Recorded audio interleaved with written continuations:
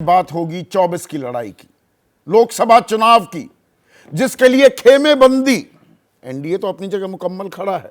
India को लेकर लगातार सवाल उठ रहे थे।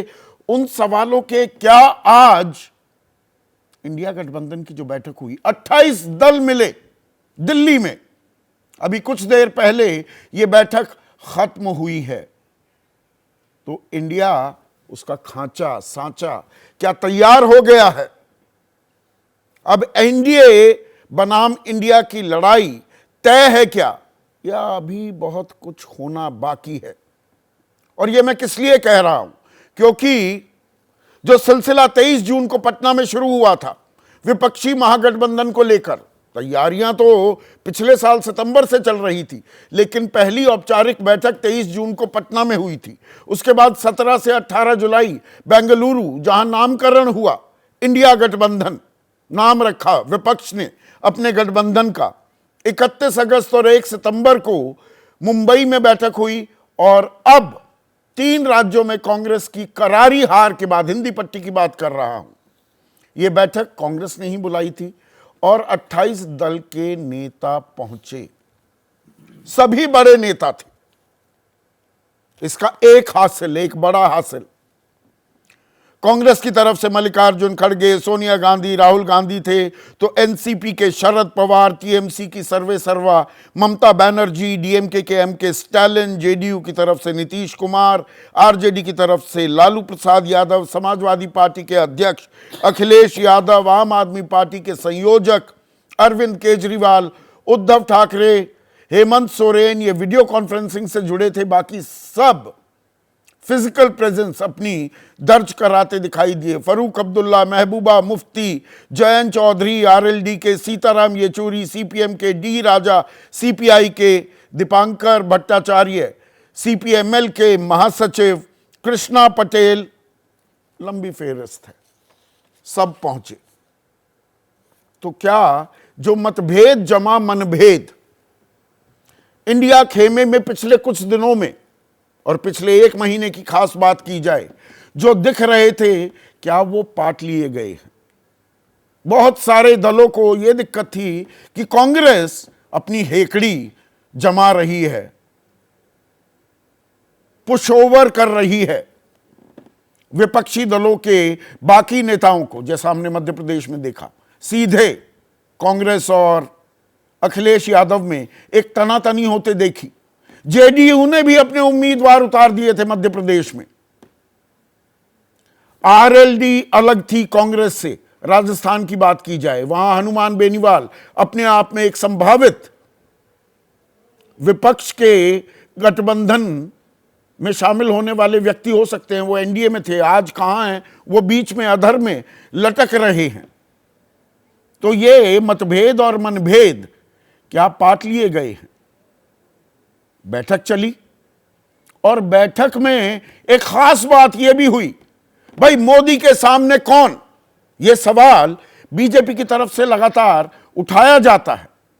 यह बात और है कि राजस्थान, मध्य प्रदेश, छत्तीसगढ़ में बीजेपी खुद सामूहिक नेतृत्व के बिना पर चुनाव में उतरी। अपने जो बड़े चेहरे थे, वसुंधरा, शिवराज और रमन सिंह, उनका चेहरा बतौर मुख्यमंत्री नहीं दिखाया था, लेकिन लोकसभा में वो ये सवाल पूछते हैं। तो इस सवाल को लेकर कुछ दिलचस्प खबरें आई अंदर खाने से, बैठक से। खबर यह आई कि ममता बनर्जी, अब गौर करने वाली बात है, ममता बनर्जी ने कांग्रेस के राष्ट्रीय अध्यक्ष मल्लिकार्जुन खड़गे का नाम प्रस्तावित कर दिया कि इन्हें प्रधानमंत्री बनाना चाहिए। दक्षिण भारत से तो आते हैं, देवेगौड़ा के बाद दक्षिण भारत से कोई देश का प्रधानमंत्री नहीं बना, लेकिन उससे भी बड़ी पहचान, और आज की तारीख में जाति एक कड़वी हकीकत है, दलित समाज से आते हैं मल्लिकार्जुन खड़गे। तो दलित चेहरे को बतौर प्रधानमंत्री के तौर पर, प्रस्ताव के तौर पर पेश कर दिया ममता बनर्जी ने, और इस प्रस्ताव का समर्थन कर दिया अरविंद केजरीवाल ने।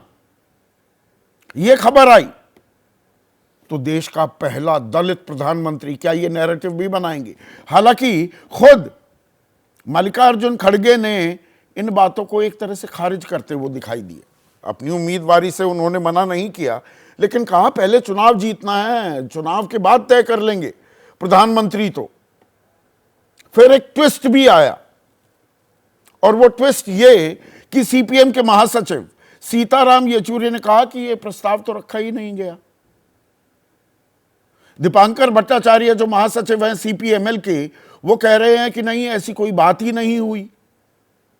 पर हमारे पास पुख्ता सूत्रों से यह जानकारी मिली है कि यह नाम भी प्रस्तावित किया गया। अब इसमें एक और पहलू है जिस पर गौर करने की जरूरत है। बीजेपी को सूट करता है मोदी बनाम राहुल गांधी। अब खड़गे के नाम पर यह कयासों का बाजार जो गर्म हुआ है, सूत्रों के हवाले से जो खबरें आ रही हैं, क्या इसमें यह खबर भी अब निहित है कि राहुल गांधी ने कह दिया है कि मैं प्रधानमंत्री पद में इंटरेस्टेड नहीं हूं, मैं उम्मीदवार बनना नहीं चाहता विपक्ष की तरफ से? ये खबरें पहले भी आई हैं, मैंने आपको बताई थी कि राहुल गांधी ने यह साफ कर दिया था नीतीश कुमार के साथ बैठक में भी कि मेरी कोई दिलचस्पी नहीं है प्रधानमंत्री पद में। तो मोदी बनाम राहुल गांधी वाला नैरेटिव क्या अब खत्म हो जाएगा? और एक नाम के तौर पर रखा गया है क्या? पर इसमें अब खेल एक और है। प्रधानमंत्री पद के उम्मीदवार का नाम वो तो जब आना होगा आएगा, अभी औपचारिक तौर पर वो सामने नहीं आया है। तो नीतीश कुमार का क्या? नीतीश कुमार से आज सवाल भी पूछा गया, आप संयोजक बनेंगे क्या? कि मुझे इससे कोई लेना देना नहीं।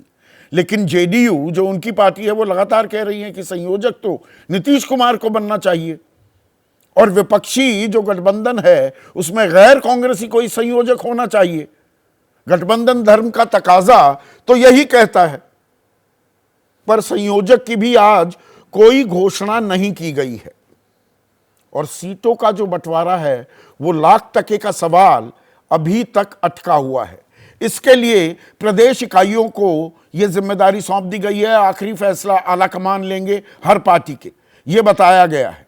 10 से 12 रैलियां की जाएंगी देश भर में, यह मल्लिकार्जुन खड़गे ने कहा, और संयुक्त प्रचार जो है वो जनवरी के आखिरी दिनों में शुरू हो जाएगा।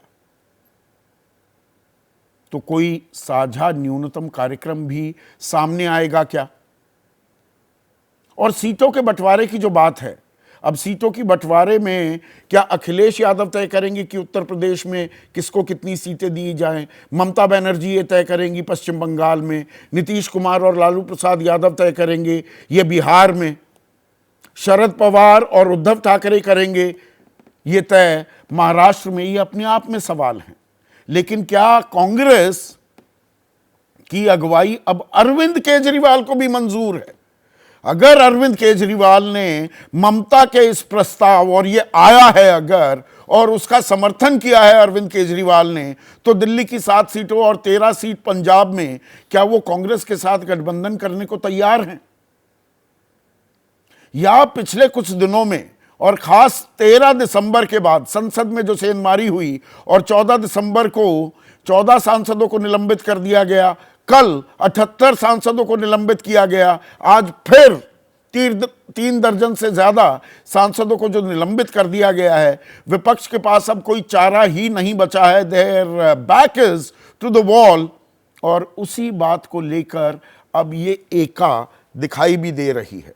22 तारीख को कांग्रेस पूरे देश में प्रदर्शन करने वाली है। वो कह रही है सरकार तानाशाही रुख और रवैया अपना रही है, सवाल के जवाब नहीं देती है, प्रधानमंत्री संसद में नहीं आते, वो देश भर में भ्रमण करते हैं, गृह मंत्री सेंधमारी के सवाल से कन्नी काट रहे हैं, बाकी हर चीज पर वो बयान देने को या भाषण देने को तैयार रहते हैं। तो इसमें लाख टके का सवाल ये 2024 के लिए अब जो खेमे हैं वो बिल्कुल तय हो गए हैं, या कलह का भय अभी भी कहीं ना कहीं विपक्ष के सामने मुंह बाए खड़ा हुआ है?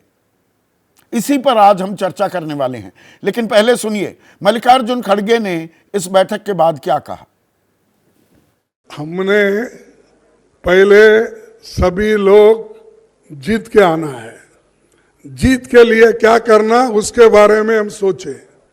कौन प्राइम मिनिस्टर बनना ये बाद में की बात है। एमपीज अगर नहीं है तो प्राइम मिनिस्टर की बात करके क्या फायदा है।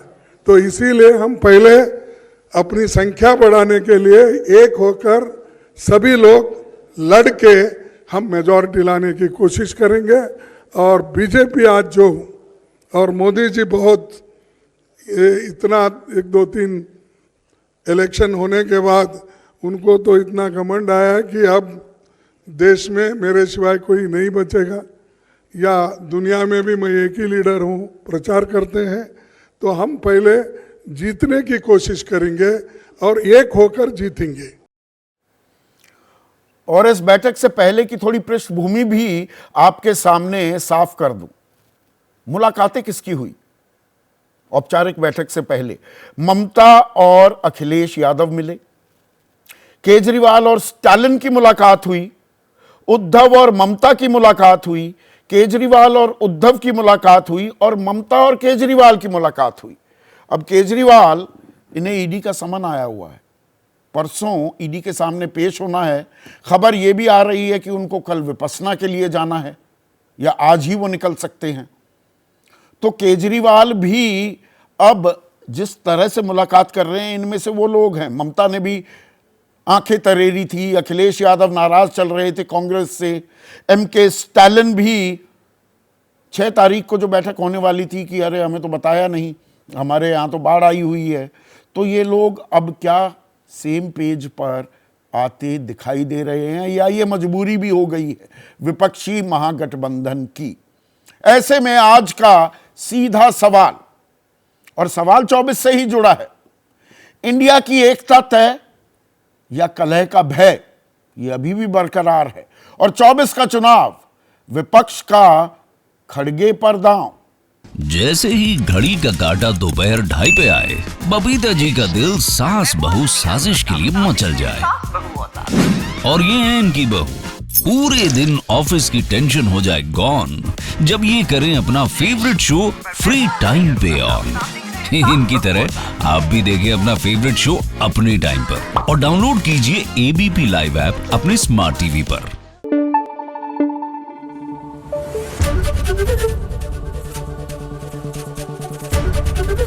एबीपी न्यूज आपको रखे आगे।